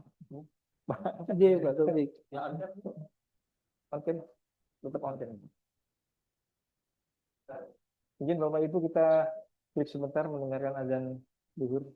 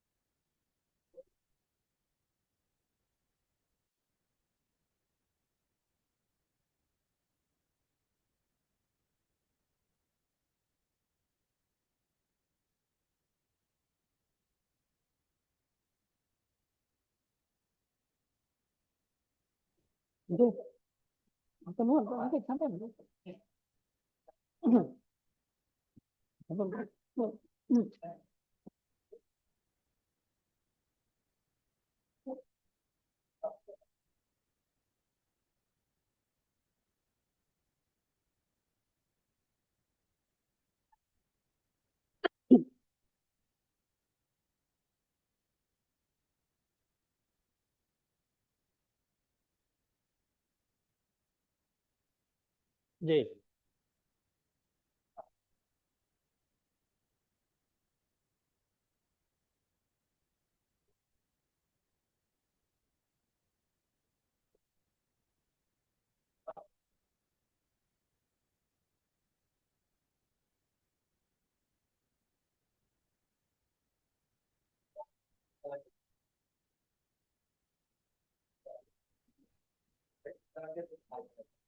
Kita lanjut lagi dengan pertanyaan tadi untuk dijawab oleh Pak Sony. Terkait tadi pertanyaannya adalah apa bentuk penyimpangan PBJ yang paling sering terjadi yang merupakan akar permasalahan terjadinya kerugian negara dan bagaimana indikator awalnya? Baik, Mas Taufik. Ini berdasarkan pengalaman saya, ya empiris ya. Memang kebanyakan dari pelanggaran kewenangan dulu. Ya, siapa yang punya kewenangan? Ya, tentunya bukan di level bawah, bukan level pokja atau lebih atasnya lagi. Nah, di situ tadi dia dari kalau perencanaan nggak benar, berarti dia kan sudah merencanakan jalan sebetulnya, ya, yang nanti akan terdistribusi di dalam proses dan sebagainya. Ya, pelanggaran kewenangan ya orang bilang udah melampaui kewenangan tidak boleh, punya kewenangan nggak dijalankan juga tidak boleh, bahkan mengintervensi misalnya sudah ditunjuk pelaku-pelakunya tapi diambil contoh misalnya ada kejadian kasus ya karena dia merasa orang-orang pimpinan dari orang nomor satu di daerah itu dia padahal dia bukan tapi dia bisa mengendalikan semuanya. Akun itu dipegang. Jadi akun tuh nggak ada yang semua akun yang dilakukannya ya mereka lakukan sendiri. Dan itu setelah terungkap ya. Jadi banyak juga. Itu kan pelanggaran-pelanggaran yang luar biasa. Artinya kalau kita bicara itu udah ada menyangkut nepotisme. Pasti pas kalau dia melakukan itu pasti ada persekongkolan di sana. Yang kita nggak bisa abaikan bukan satu organisasi. Dan itulah yang harus kita juga harus tahu. Dan banyak seperti itu ya yang intervensi. Lalu kalau di lapangan ya mungkin pengabaian-pengabaian oleh PPK atau Pokja ya mereka itu dokumen-dokumen dirubah dan sebagainya tanpa prosedur yang sesuai ya bisa harus disampaikan dulu saat envisaging dan sebagainya tapi udah kejadian baru diubah dan sebagainya dan contoh-contoh itu real di lapangan banyak sekali ya tadi juga lemahnya integritas saya bilang ada lemahnya integritas dari semua yang terlibat di sana artinya jika perintah itu harusnya itu kata sesuai aturan ya jangan tapi kadang-kadang justru perintah itu yang menurut seorang PPK sudah bersertifikat atau pokja tadi udah salah, tapi dia gak berani mengungkapkan. Itu yang terjadi. Nah, jadi tadi ada pelampiasan kewenangan, ada pressure tekanan dan sebagainya. Itu sudah sejalan dengan apa segitiga korupsi ya, ada pressure tekanan. Nah, itu seperti itu yang terjadi. Sehingga dampak tadi ya mau tidak mau ada kontraknya kontrak abal-abal, pemenangnya pemenang abal-abal, pinjam bendera dibiarkan. Ya, jadi banyak sekali seperti itu. Oke, ini sudah Ya. ada kita lanjut. Saya kira cukup. Oh, Pak cukup Sony, ya. karena sudah Nanti bisa di makalah ini saya berikan nanti kita diskusi lebih lanjut. nanti bisa. Kita lanjut ya. Oke, baik. Terima kasih Mas Soek. Oke, terima kasih Pak Sony. Jadi mungkin kembali tadi sebagai akar permasalahannya adalah kebanyakan adalah salah satunya terkait adanya intervensi ya, adanya intervensi kewenangan mungkin dari pimpinan tertinggi kepada pejabat-pejabat yang ditunjuk untuk menangani beberapa kegiatan-kegiatan yang dilaksanakan. Kemudian adanya pengabaian itu sendiri oleh pejabat-pejabat yang ditunjuk ya untuk melaksanakan sehingga pengabaian tersebut mengabaikan ketentuan-ketentuan yang sebenarnya harus dilaksanakan oleh pejabat yang disebut. Kemudian yang terakhir adalah terkait lemahnya integritas ya. Saya kira kalau memang apa yang bagi pejabat atau katakanlah kalau di PBJ itu kan PPK ketika dia berintegritas pasti walaupun ada intervensi dari pimpinan teratas ketika itu tidak sesuai dengan ketentuan tidak akan berani melawan ya tidak akan melawan ketentuan atau aturan yang ada. Jadi saya kira itu Pak Sony, terima kasih banyak, ya, cukup komprehensif juga. Ya, oke, selanjutnya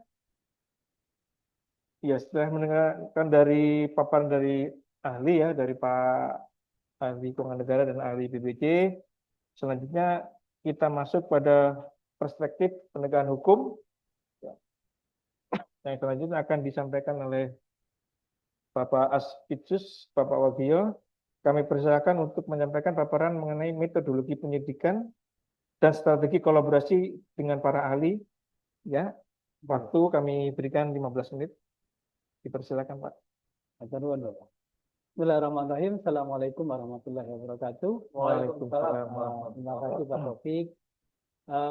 Mohon izin saya akan menggambarkan apa sih yang dilakukan oleh penyidik tentunya, dalam hal ini penyidik kejaksaan, dalam rangka pembuktian kerugian keuangan negara. Tadi di awal kita sudah mendapat kuliah 4 SKS dari guru kita Pak Siswo, yang saya kira ini pandangannya sangat progresif. Jadi betul-betul seperti apa yang kami selalu lakukan di dalam proses penyelidikan dan penyidikan. Saya akan melihat dulu lebih dalam, sebenarnya apa sih tugas dari kami penyidik. Jadi di awal kita melakukan penyelidikan, tugas kami. Nanti dalam hal ini tentu kita membicarakan kasus tindak pidana korupsi yang menjadi kewenangan kami. Jadi tugas jaksa, penyelidik maupun penyidik adalah pertama menemukan suatu peristiwa, adalah peristiwa pidana. Intinya seperti itu. Tadi Pak Siswo sudah menyatakan ada peristiwa itu, perbuatan itu ada berakibat pidana, ada perbuatan menjadi perdata, ada juga perbuatan dalam administratif. Makanya di kami ada pengaduan masuk, maka pertama adalah menentukan apakah ada suatu peristiwa yang merupakan peristiwa pidana. Itu pertama. Kemudian tahap berikutnya adalah dalam penyelidikan itu apakah peristiwa pidana ini adalah peristiwa pidana tindak pidana korupsi tentunya yang menjadi kewenangan kejaksaan selaku penyidik. Tentu kalau melihat apa itu tindak pidana korupsi, kita kembali ke Undang-Undang 3199 atau 20/2001. Kalau kita lebih sempit saja, yang umum kita lakukan itu adalah biasanya seperti tadi di pembuka adalah terkait dengan pembicaraan kerugian keuangan negara atau kerugian negara lebih luas artinya. Kemudian dari Pak Siswo memberikan pencerahan bagi kita bahwa yang dimaksud oleh pasal 2 dan pasal 3, meskipun pasal 3 sekarang sudah dicabut dan diserap ke KUHP Pak Anjir, tapi kita diskusikan ini. Jadi yang dimaksud dalam pasal itu adalah keuangan negara. Jadi kerugian negara, bukan ansi kerugian keuangan negara. Karena kerugian negara meliputi juga keuangan negara itu sendiri maupun perekonomian negara. Tadi beliau sudah sampaikan, luar biasa. Pemikirannya sangat progresif. Dan itu kita selama ini ternyata clear. Itu saya tadi informasi dari beliau. Ternyata beliau salah satu penyusun. 17 itu. Jadi yang dimaksud pasal 2 dan pasal 3 terkait dengan keuangan negara itu adalah kerugian negara. Itu tidak saja keuangan negara itu sendiri, tapi juga beliau menyebutkan hak dan kewajiban. Tadi beliau mungkin mencontohkan kalau hak udah jelas ya, hak itu hak negara yang tidak diperoleh. Kewajiban negara beliau itu mencontohkan di Singapura, saya kalau tidak salah itu perkara terkait dengan pengadaan pembelian pesawat Garuda. Nah itu akhirnya kita wajib melakukan pembayaran. Tapi saya akan kembali ke apa menjadi tugas dan kewenangan jaksa penyidik adalah menemukan suatu peristiwa adalah peristiwa pidana, dan peristiwa pidana adalah perbuatan melawan hukum. Ini kita ambil yang singkatnya perbuatan melawan hukum yang mengakibatkan kerugian negara. Jadi ada unsur-unsur lain. Nah, kemudian apakah itu mungkin tindak pidana korupsi yang lain, misalnya suap, gratifikasi dan sebagainya, perbuatan curang dalam konstruksi dan sebagainya termasuk. Kita berarti saja perbuatan melawan hukum yang mengakibatkan kerugian negara. Tadi perbuatan melawan hukum panjang lebar sudah dijelaskan oleh Pak Sony juga. Jadi bahkan untuk PPJ saja yang memang masih dominan di tindak pidana korupsi kita itu ada 1.000 modus, 100 modus, 100-an modus dalam penyimpangan. Nah, penyimpangan dalam pengadaan barang dan jasa. Jadi di situ kita wajib menemukan. Jadi jaksa menemukan apakah ada perbuatan melawan hukum, apakah perbuatan melawan itu mengakibatkan kerugian negara. Itu wajib. Kemudian jaksa ini dalam melakukan penyidikan, nah ini kita bicara tentang teknik identifikasi, teknik melakukan penyidikan Pak Edi. Jadi yang pertama harus dilakukan oleh teman-teman jaksa adalah yang sudah kita dilakukan baik di Kejaksaan Agung maupun di Kejaksaan Tinggi dan Kejaksaan Tinggi adalah pertama, setelah kita melakukan analisa dan ada indikasi peristiwa pidana dan peristiwa pidana yang melakukan peristiwa tindak pidana korupsi, maka yang dilakukan telah melakukan penerbitan penyidikan, Bapak, yang dilakukan adalah tekniknya adalah melakukan penyitaan dan penggeledahan dan penyitaan. Ya. Karena ini yang akan ditemukan dalam bukti-bukti, baik bukti administratif maupun bukti-bukti yang memang jelas melakukan terkait dengan misalnya neraca keuangan di situ, kemudian bukti-bukti karena tindak pidana korupsi khususnya ini memang pembuktiannya adalah pembuktian utama adalah by dokumen. Dan dari situ Pak, dan dari situ kita melakukan penyitaan, kita melakukan penggeledahan, kita melakukan penyitaan semua yang terkait dengan peristiwa-peristiwa pengadaan pada saat itu tentunya. Jadi dari situ kita akan bisa mempelajari, kita akan menemukan penyimpangan-penyimpangan atau perbuatan-perbuatan hukum yang terjadi. Nah, itu juga nanti yang akan kita kolaborasikan dengan ahli pengadaan. Itu juga nanti yang akan kita kolaborasikan dengan ahli perhitungan kerugian negara. Seperti itu. Jadi bagaimana penyimpangannya, bagaimana bentuk penyimpangan, karena penyimpangan administratif yang kemudian menjadi penyimpangan tindak pidana. Tentunya seperti itu. Yang kemudian tentu mengakibatkan kerugian negara. Melakukan penyitaan. Kemudian yang berikutnya adalah melakukan penelusuran aset. Itu yang kita lakukan. Jadi penegakan hukum tindak pidana korupsi itu adalah pertama harus dibangun penegakan, kemudian pemulihan keuangan negara, kemudian yang terakhir tentu nanti sama-sama dengan pihak terkait untuk melakukan penataan tata kelola yang seharusnya. Seperti itu agar perbuatan pidana itu tidak terulang. Dilakukan tata kelola, perbaikan tata kelola. Intinya seperti itu.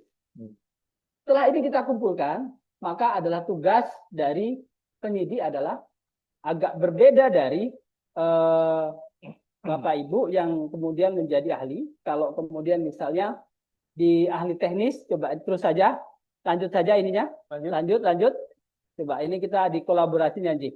Nah, ini tadi sudah sampaikan di dalam penyitaan, lanjut. Nah ini, iya, ini ahli teknis. Kenapa kita memerlukan ahli? Jaksa ini kan menemukan peristiwa pidana, kemudian kita melakukan penggeledahan, hak-hak yang dimiliki, melakukan penyitaan, baik administrasi maupun keuangannya kita lakukan penyitaan, termasuk hasil-hasil tindak pidana, kita memerlukan ahli. Nah, kalau kemudian ini bentuk konstruksi, maka kita melakukan juga pemeriksaan yang dibangun, konstruksi yang dibangun. Ahli teknis menentukan apakah teknis sudah benar, apakah konstruksinya, kualitas konstruksinya sudah benar. Maka ini ahlilah yang akan kita mintakan. Kemudian lanjut. Kemudian bagaimana proses pengadaannya dari awal? Apakah seperti tadi yang disampaikan Pak Soni? Apakah memang proses pengadaannya ini by design gitu kan? Sudah dipesan kan? Ada pesanan tertentu. Bagaimana ini pengelolaannya? Apakah dilakukan sesuai dengan asas-asas yang sudah ditetapkan? Asas transparan, fairness kan? Seperti itu. Tadi sudah disampaikan oleh Pak Soni. Ini tentu ahlinya adalah dari pengadaan barang dan jasa. Administratifnya kemudian lanjut. Baru kita serahkan. Setelah ahli TBJ kemudian memberikan keterangannya, ahli teknis memberikan keterangannya, kita serahkan ke ahli dokumen-dokumen, kita serahkan ke teman-teman auditor yang dalam hal ini tentu kita lakukan di BPKP kita yang selalu kita melakukan kerjasama, melakukan perhitungan kerugian negara, melakukan meneliti juga aliran-aliran kemana, siapa yang mendapat manfaat. Ini kan penting dalam rangka pemulihan. Ini kolaborasi ini penting. Jaksa tidak dapat berdiri sendiri. Kemudian apa tugas jaksa selain itu? Tentu ya. Jadi jaksa tentu tugas utama adalah apakah siapa yang memiliki pertanggungjawaban pidana dalam hal ini. Nah, kemudian apa kesalahannya? Jadi setiap orang, maka kalau kita biasanya mengenal setiap tindak pidana itu harus mengenal actus reus dan mens rea. Sementara di Indonesia sebenarnya tidak dikenal. Itu adalah di Indonesia adalah asas kesalahan dan asas pertanggungjawaban pidana. Tapi kita lebih familiar memakai asas actus reus dan mens rea. Ada niat jahat dan ada perbuatannya. Seperti itu Bapak. Jadi jaksa merangkaikannya. Ada perbuatannya sudah jelas, penyimpangan sudah jelas dijelaskan oleh ahli, kerugiannya juga sudah jelas, siapa yang memperoleh kerugian, aliran yang sudah jelas, maka jaksa harus memastikan pertanggungjawaban bagaimana, konstruksinya bagaimana dalam bentuk dakwaan, kemudian perbuatannya, yang diuntungkan siapa, karena unsur tindak pidana kalau kita pakai pasal 2 berdasarkan itu, perbuatan lawan hukum, apakah ini masuk perbuatan lawan hukum, apakah ini masuk dalam, kalau tadi Pak melampaui kewenangannya atau memanfaatkan kesempatan dan sarana yang ada padanya. Padahal ini sebenarnya sama. Ini juga perbuatan lawan hukum dalam arti yang lebih sempit. Atau kalau perbuatan lawan hukum itu genusnya, maka ini adalah dalam arti yang sempitnya. Jadi perbuatan lawan hukum. Jadi sama. Satunya adalah memperkaya orang lain di pasal 3, menguntungkan orang lain. Nah, mungkin justru lebih luas. Karena di kita itu Pak, kalau kaya itu berarti nilainya uang, sementara menguntungkan nilainya bisa mungkin tidak dapat uang, tapi dia dapat kesempatan misalnya promosi. Kan seperti itu Pak. Oh iya, promosi. Ya betul. Ternyata dapat fasilitas lain. Seperti itu. Jadi ini modus-modus yang biasa. Itu perlu ada kausalitas antara perbuatan melawan hukum dengan kerugian negara yang terjadi. Itu harus terjadi. Karena ada juga kerugian negara, kemudian ahli juga harus mampu menerangkan di persidangan. Apakah ini ada rangkaian ini tepat, kemudian apakah ini masuk dalam ranah perdata atau ini pidana. Makanya saya tadi sangat senang sekali mendengar apa yang disampaikan oleh guru kita, Pak Siswo, dan itu mengapa kami meskipun jauh kejaksaan di seluruh Indonesia senang dengan beliau. Karena pemikirannya sangat progresif. Betul. Jadi kerugian negara itu tidak hanya dihitung dari real kerugiannya, tapi dihitung juga dari harus melihat tujuan dan manfaat. Apakah manfaatnya terjadi? Kalau manfaatnya tidak terjadi, total loss. Sudah jelas, total loss. Dan ini alhamdulillah kita juga lakukan dengan teman-teman BPKP. Yang pemikirannya juga sudah progresif sekali. Iya, betul. Itu saya sangat sekali. Lanjut, auditor ini sudah juga. Terus lanjut, teman-teman. Ya, cara mengamankan alat bukti tadi sudah jelaskan, Bapak Ibu, kita saling beritu. Lanjut. Nah, ini sudah juga, monggo lanjut. Audit. Iya, ini kalau kita dengan auditor, bahkan juga dengan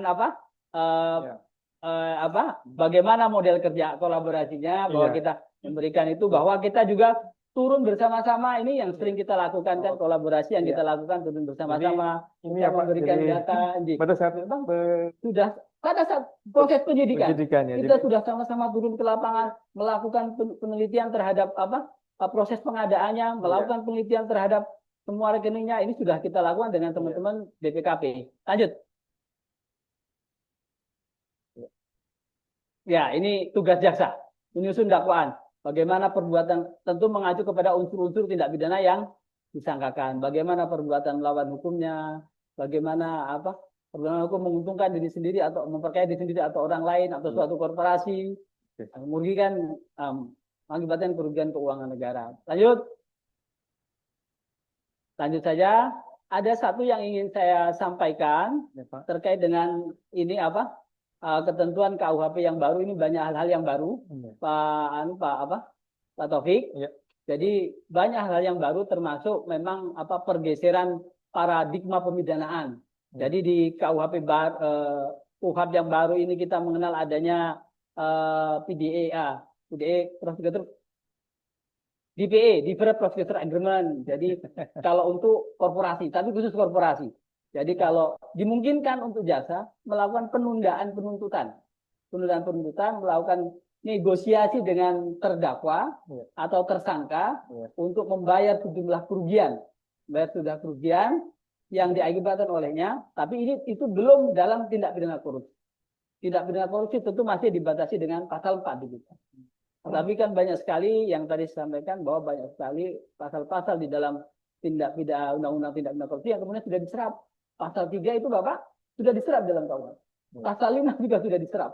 Pasal 11 juga sudah diserap dalam KUHP. Nah, terus salah satunya adalah yang kemudian menggelitik bagi kami, tadi Pak Siswa sudah menjelaskan juga, siapa sih yang berhak melakukan penghitungan? Dalam KUHP yang baru Bapak juga disebutkan. Jadi yang melakukan begitu adalah lembaga negara. Lembaga negara.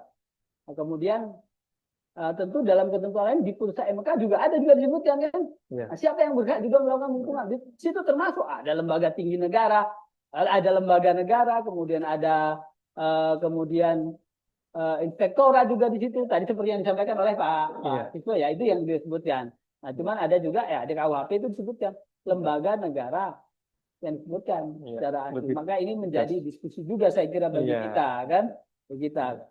Mana yang mau kita. Sementara dalam praktek peradilan maka yang digunakan adalah sebagaimana yang ada dalam putusan Mahkamah Konstitusi. Coba diteruskan. Saya juga masukkan itu di Mahkamah Konstitusi. Lanjut. Ya, lanjut. Oh, ini yang terkait tasbih itu. Jadi kalau dia lembaga negara maka adalah BPK. Itu ada di penjelasan pasal 603. Undang-Undang Hukum Pidana. Lanjut saja. Lanjut. Ya, lanjut lagi. Lanjut. Nah, ini seperti yang disampaikan oleh Pak Siswo. Jadi di putusan Mahkamah Konstitusi itu banyak sekali yang bisa, bahkan sesungguhnya dalam praktek peradilan kerugian itu kalau di praktek peradilan ini kan begini, bahkan tetap tidak ada satu keterangan pun yang akan benar-benar mengikat hakim. Maka keyakinan hakim lah yang akan menentukan apakah ini betul. Makanya tidak heran kita di dalam persidangan biasanya hakim berbeda dengan bahkan yang disebutkan oleh ahli. Iya, karena beliau mempunyai pandangan tersendiri tentang itu. Jadi makanya saya tidak kaget juga, meskipun mungkin di undang-undang menyatakan bahwa lembaga negara, tapi di MK malah lebih luas dan hakim juga memiliki keyakinan. Maka dia yang akan putusan itu tetap ada di hakim. Saya pikir ini akan mewakili, dan saya tentunya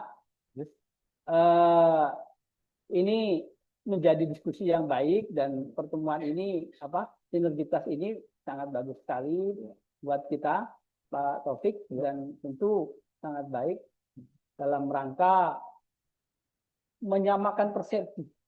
Menyamakan persepsi, dan tadi diawali dengan keuangan negara dijelaskan oleh Pak Siswo, kita lebih terbuka. Maka tentunya saya melihat ini menjadi lebih luas kerugian negara itu tadi, jadi tidak sebatas kerugian keuangan negara. Nah itu makanya dari konteksnya. Betul, dari konteksnya. Makanya memang kita harus ke depan kita harus berpikir lebih progresif terkait dengan jangan sebatas hal yang menyangkut istilahnya kalau kami sih di keadilan yang formil saja, yuridis formil, tapi lebih masuk kepada yang lebih substansi. Sepanjang negara tidak mendapat manfaat, maka itu terjadi penyimpangan di sana. Lanjut. Baik. Mungkin coba, kayaknya udah di ujung.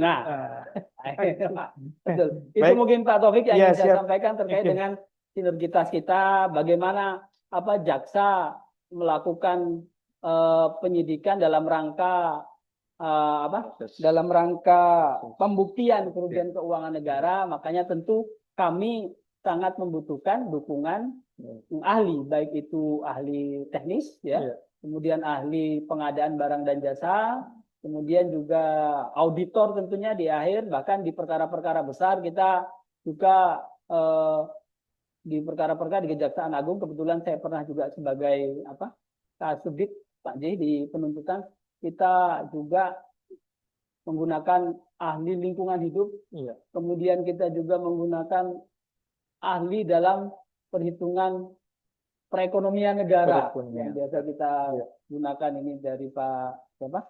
Di luar konteks Iya, kerugian keuangan betul. negara Di nih ya. luar konteks kerugian negara.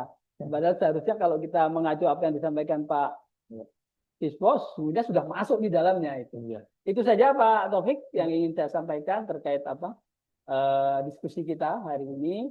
Semoga bermanfaat bagi kita semua. Terima Ya. kasih. Terima kasih Pak. Pak Gio. Jadi cukup komprehensif juga yang disampaikan oleh Bapak. Jadi bahwa jaksa atau penyidik itu wajib menemukan atau menentukan suatu peristiwa itu apakah ini pidana atau perdata. Kemudian setelah diketahui bahwa apakah itu pidana, kemudian dipisahkan lagi apakah pidana umum atau pidana yang terkait dengan tipikor misalkan. Betul. Kemudian selanjutnya akan dilakukan istilahnya full bucket ya Pak ya. Betul. Full bucket ini pada masa Iya. full bucket ini, kemudian sebelum mengambil kesimpulan dari pihak penyidik ataupun kejaksaan itu memanggil ahli-ahli Betul. yang mungkin sesuai dengan konteksnya tadi ya Pak. Betul. Mungkin apakah dengan lingkungan hidup itu dengan ahli lingkungan, kemudian perekonomian dengan ahli perekonomian, kalau dengan berhubungan dengan korupsi dengan ahli konstruksi, kemudian dari hasil kolaborasi ahli tadi terakhir baru BPKP. Demikian ya Pak. Betul, Pak Taufik. Oke, Iya. ja- Tentu Iya. mohon izin saya tambahkan Pak Taufik, Iya. tapi tadi saya sudah sampaikan bahwa di awal pada saat kita menerbitkan surat perintah penyidikan, maka langkah-langkah awal yang kita lakukan adalah tadi seperti berbagai kita melakukan penggeledahan, penyitaan dan sebagainya, Iya. kemudian baru kita dokumen-dokumen itu juga menjadi dasar kita dalam pemeriksaan saksi-saksi. Setelah saksi-saksi baru ahli, Iya. baru nanti pemeriksaan tersangka. Nah, Oke, Bapak. siap. Oke, baik, terima kasih. Ya Pak. Bapak, matur nuwun. Saya kira sudah cukup. Sebenarnya ada yang ingin saya tanyakan, tapi langsung sudah dijawab tadi sudah. Atau mungkin satu lagi Pak ini. Boleh, Pak Taufik. Kira-kira tantangan utama apa yang dihadapi oleh penyidik ketika menggunakan hasil perhitungan kerugian negara dalam berkas perkara Pak? Ada nggak kira-kira tantangan utama? Saya pikir mungkin Mohon izin Pak Taufik. Biasanya ini yang terjadi adalah justru memang ada satu diskusi di antara penyidik dan auditor, penyidik dan auditor yang merupakan tantangan bagi ini dalam menyamakan persepsi. Iya. Biasanya apakah ini memang merupakan total loss atau memang kerugian yang tadi disampaikan, misalnya kan ini sudah ada barangnya nih, kemudian tapi kan kami yang tidak ada manfaatnya nih. Nah, ini merupakan diskusi yang yang menarik dan tantangan bagi kami. Makanya perlu bagi kita untuk selalu bersinergi, berdiskusi untuk menyamakan persepsi. Betul, ya Pak. Jadi mungkin dari kolaborasi tadi harapannya apa yang diharapkan hasil akhirnya terhadap mungkin kalau dalam konteksnya kerugian negara tadi ya, kerugian keuangan negara, dari hasil kolaborasi tersebut nanti dari auditor auditor ya, ahli auditor atau ahli dari APIP atau yang lain itu bisa menyimpulkan hasil tadi ya, apakah total loss atau kerugian. Memang kita juga berkepentingan dengan pendapat dari ahli pengadaan, Pak. Karena beberapa pendapat ahli pengadaan itu biasanya begini. Kalau proses depannya sudah nggak benar, belakang juga nggak benar, nggak sah. Kan gitu ya, Pak Ton. Iya, ahli pengadaan itu benar. Saya sependapat sekali, Bapak. Kan gitu. Betul. Minimal dia tidak berhak atas keuntungan, meskipun pekerjaannya benar. Kan dia, bisa pekerjaannya benar, dia tidak berhak atas keuntungan, karena dia prosesnya sudah mengalir. Apa artinya? Dia tidak memberikan fairness terhadap pihak lain untuk juga melakukan kompetisi. Nah, tadi Pak Soni, itu Pak Soni bagiannya.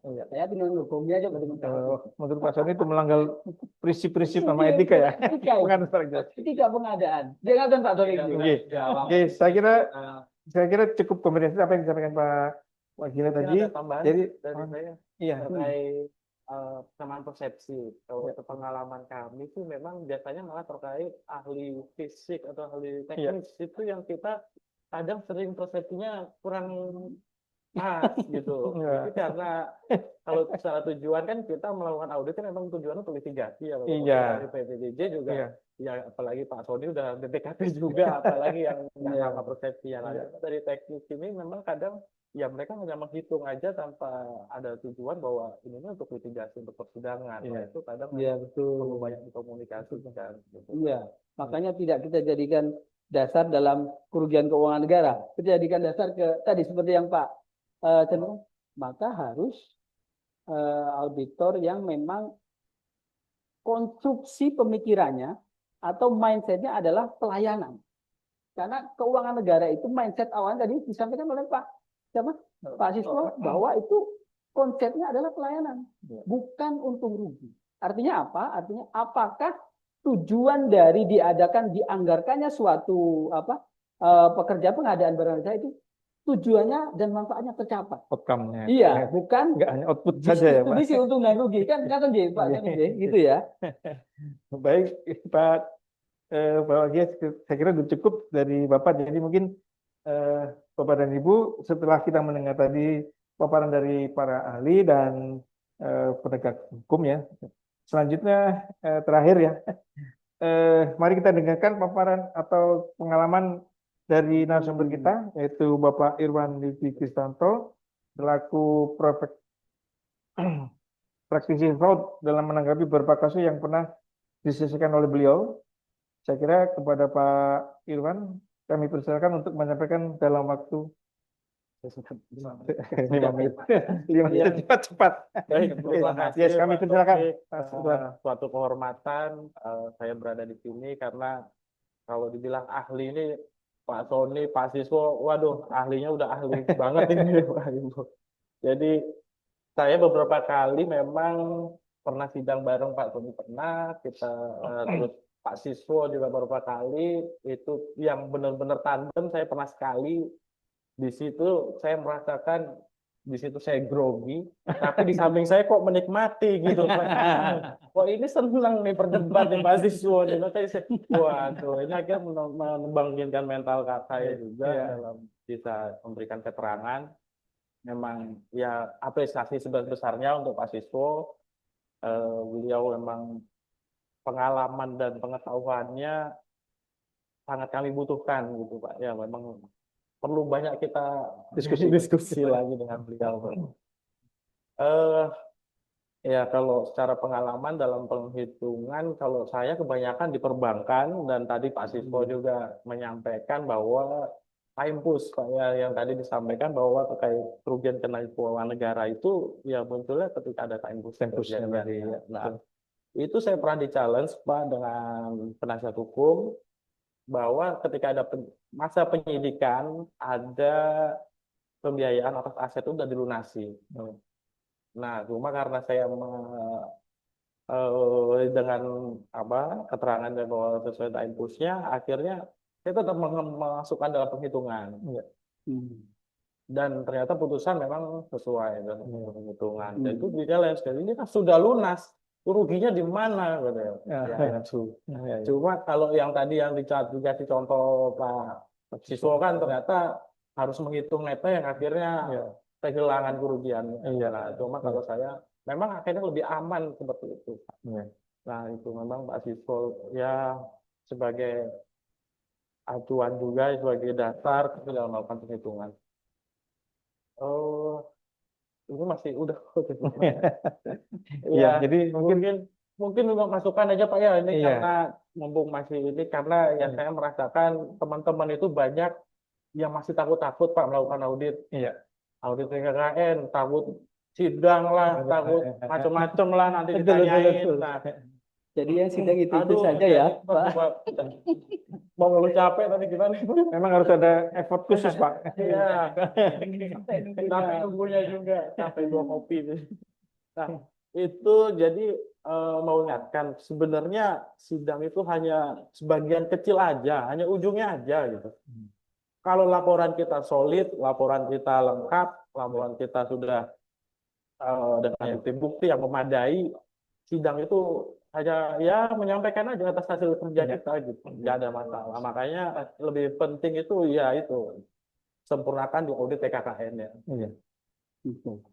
Betul. Mungkin itu aja. Ya, ya jadi mungkin berdasarkan pengalaman dari Pak Irwan ya, mungkin lebih banyak ke perbankan. Jadi ketika sempat saya lihat laporan dari Pak Irwan, memang fokusnya tadi apa yang disampaikan dengan Pak Siswo adalah tempus ya, yang kayak pas kejadiannya itu kapan, sehingga itu sangat menentukan apakah ini total loss atau enggak gitu. Nah, itu sangat menentukan sekali dalam proses persidangan.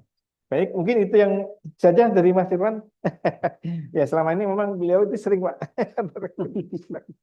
Baik, Bapak dan Ibu yang hadir pada hari ini, mohon maaf karena keterbatasan waktu sebenarnya kami sudah menyiapkan untuk tanya jawab ya, tapi karena waktunya sudah sangat sempit sekali, mungkin kami hanya bisa menyampaikan simpulan aja untuk kesempatan hari ini bahwa apa yang kita laksanakan pada hari ini mudah-mudahan bisa memberikan masukan pada kita semua ketika kita khususnya mungkin dari ahli ya, dari para penyidik maupun dari auditor sebagai bahan pertimbangan ketika melakukan audit perhitungan keuangan negara ya, atau keuangan negara tadi kerugian negara.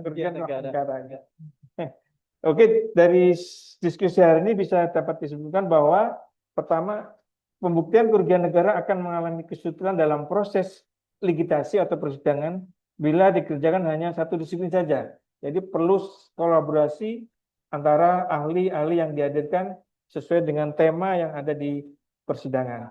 Kemudian perlu ada sinergi para ahli adalah kunci utama untuk memberikan keyakinan kepada hakim. Saya kira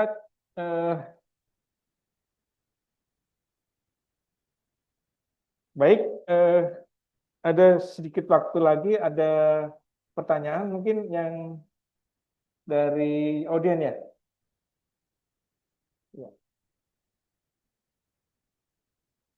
Oh itu Pak, kerugian BUMDes. Oke, ini dari MUSI ya, Inspektorat Daerah Kabupaten Bangka ya. Pertanyaannya adalah, apakah kerugian BUMDes karena pengolahan yang keliru merupakan kerugian keuangan negara? Ya, itu ya. Jadi mungkin mohon izin Pak Siswa, apakah masih bergabung dengan kami?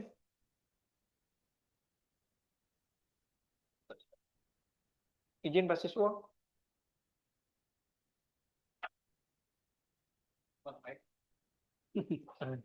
Kalau ini Pak Siswo emang ini ya. Ya, mungkin Kalau Pak iya Siswa, aja. apakah bisa Iya.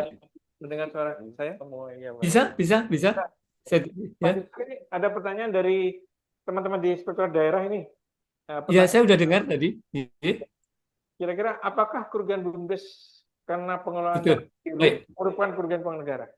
Baik, jadi begini, keuangan negara itu kan dibagi menjadi 3 subbidang. Salah satunya adalah subbidang pengelolaan kekayaan negara yang dipisahkan. Nah, kekayaan negara yang dipisahkan itu salah satunya adalah perusahaan negara, yang hari ini kita kenal dengan BUMN dan semua dengan turunannya, ya, BUMN, BUMD, dan BUMDes. Nah, orang sering mengatakan BUMDes itu kan bukan bagian dari keuangan negara. Itu para ahli mengatakan begitu. Iya, dari tujuh tata negara kalau Anda baca buku-buku lama ya kayak gitu. Tapi kalau Anda baca buku baru enggak. Karena di Indonesia daerah desa itu merupakan bagian ya, dari strata tata negara. Yang paling bawah tuh kayaknya. Nah, kemudian di sana ada juga sistem tata administrasi pemerintahan desa. Nah, satu lagi sistem tata administrasi keuangan desa yang isinya adalah dicontek seluruhnya dari keuangan negara. Nah, sehingga dengan demikian BUMDes itu adalah perusahaan negara, tanda kutip induknya. Jadi apa logikanya?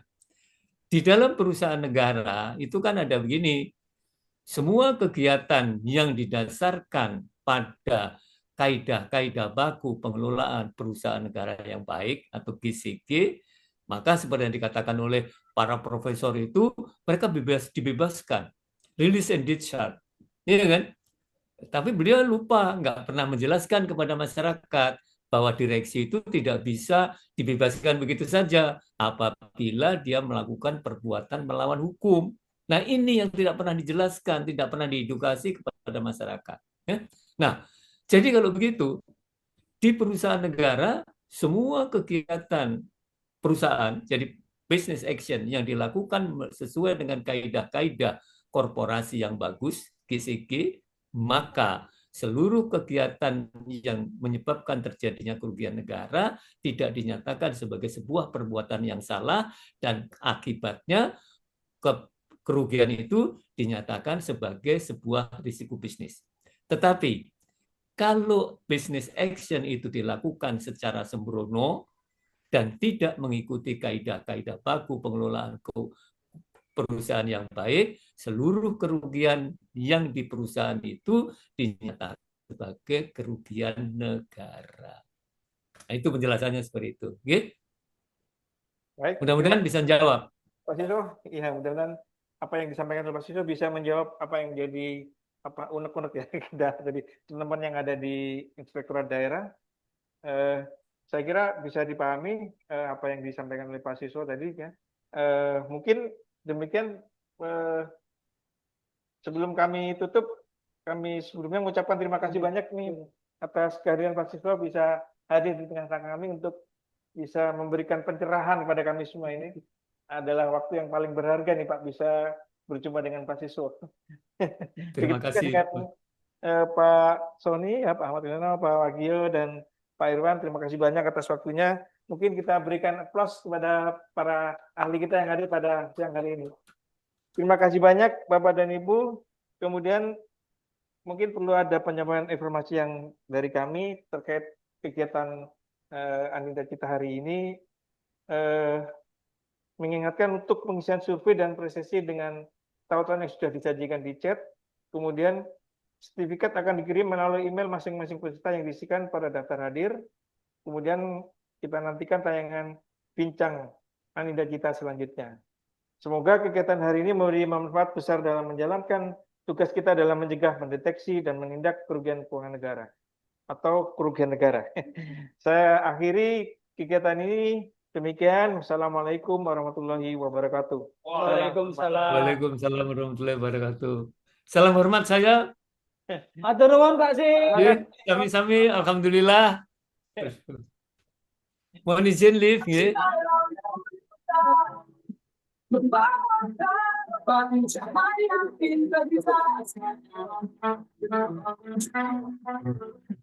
Dari berbagai penjuru kita bersatu.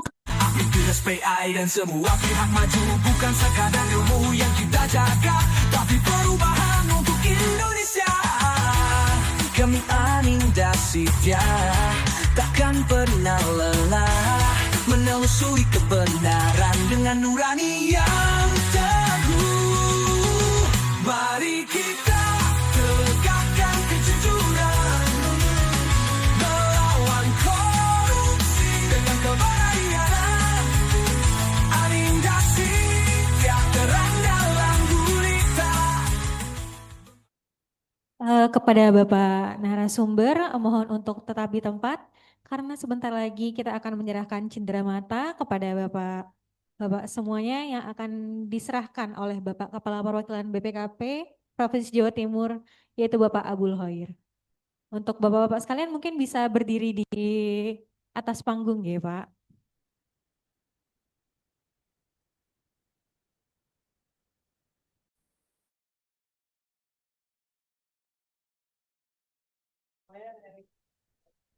Banyak juga Pak Sih. Dulu ya. Banyak juga ya Pak ya.